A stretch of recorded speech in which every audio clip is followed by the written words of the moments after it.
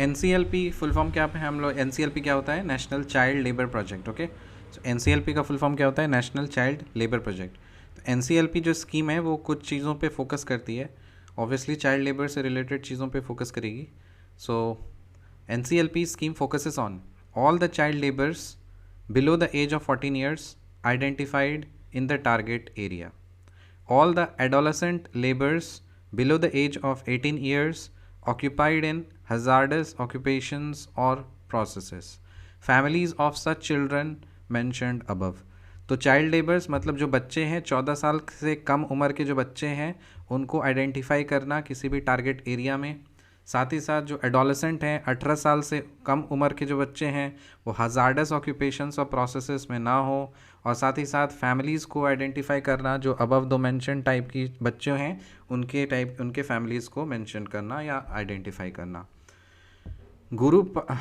ये है गुरुपादा स्वामी कमेटी। ये क्या चीज़ से रिलेटेड है, ये चाइल्ड लेबर से रिलेटेड है। गुरुपादा स्वामी क्या चीज़ से रिलेटेड है, ये चाइल्ड लेबर से रिलेटेड है। गुरुपादा स्वामी क्या चीज़ से रिलेटेड है, चाइल्ड लेबर से रिलेटेड है। कैसे याद करेंगे, गुरुपादा स्वामी, गुरुपादा तो स्कूल गया, बच्चों का स्कूल था और गुरुजी ने फाट कर दिया, ठीक है, तो गुरुपादा लिखा हुआ है ना, तो याद कर लो, बस याद करना है हमें भाई, मतलब उससे कुछ लेना देना नहीं है कि गंदा लग रहा है सुनने में, अच्छा लग रहा है, कोई फ़र्क नहीं पड़ता। गुरुपादा स्वामी ठीक क्या है, चाहे चाइल्ड लेबर से कनेक्टेड है। The constitution of India does not define backward class. क्या ये बात सही है, हाँ, बैकवर्ड क्लास का डेफिनेशन नहीं है कॉन्स्टिट्यूशन में। So the constitution of India does not define backward class, सही बात है। Disputes with mobile cellular companies, motor accident cases या पेंशन केसेस, ये सब जो है छोटी छोटी केसेस हैं। मोबाइल दुकान के मालिक से, मतलब कंपनी से कुछ डिस्प्यूट हो गया, या मोटर एक्सीडेंट हो गया, या फिर पेंशन का केस हो गया, तो ये सब जो केस है ना लोक अदालत में जा सकता है। तो ये सब हेल्ड किया जा सकता है कहाँ पे, लोक अदालत में। Lok Adalats have been given statutory status under the legal services authorities act 1987। So statutory status दिया गया है कौन से एक्ट से, देखो कोई आर्टिकल से रिलेटेड अगर कोई भी चीज़ इंस्टीट्यूट बनता है ना तो उसको हम लोग कॉन्स्टिट्यूशनल बॉडी बोलते हैं। और जब कोई कानून बना करके, कोई एक्ट पास करा करके जब हम कोई भी चीज़ को बनाते हैं तो वो स्टैट्यूटरी होता है। तो स्टैट्यूटरी ऑब्वियसली लीगल स्टेटस दिया जाता है।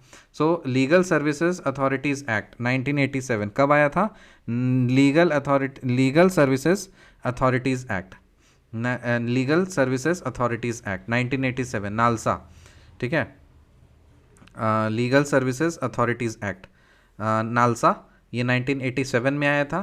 और लोक अदालत को स्टैट्यूटरी स्टेटस इसी चीज़ से दिया गया है कि लोक अदालत को स्टैट्यूटरी स्टेटस क्या चीज़ से दिया गया है, कौन से एक्ट से, नालसा एक्ट से 1987, legal services authority act. So under the NALSA Act 1987, the award or decision made by the Lok Adalats is deemed to be of a decree of a civil court and is final and binding on all parties, and no appeal against such an award lies before any court of law।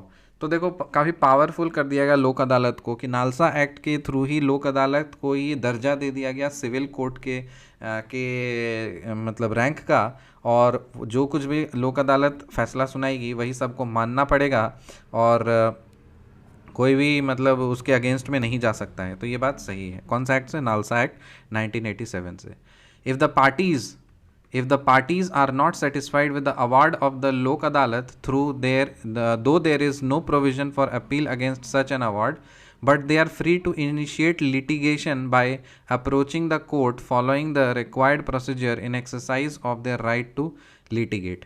देखो, if the parties are not satisfied with the award of the Lok Adalat, मतलब कोई भी जो decision, यहाँ पे award का मतलब है डिसीजन, कोई भी डिसीजन अगर लोक अदालत ने दे दिया है तो वो अगर पार्टी को मतलब मंजूर नहीं है, सेटिस्फाइड अगर नहीं है, तो इसका मतलब क्या है ना कि कोई मतलब उसके अगेंस्ट में अपील नहीं डाल सकता है, लेकिन ये रोका भी नहीं जा सकता, लिटिगेशन कर सकता है। तो लिटिगेशन कर सकता है, कोर्ट को लिटिगेशन कर सकता है कुछ जो रिक्वायर्ड प्रोसीजर हैं in exercise of their right to litigate.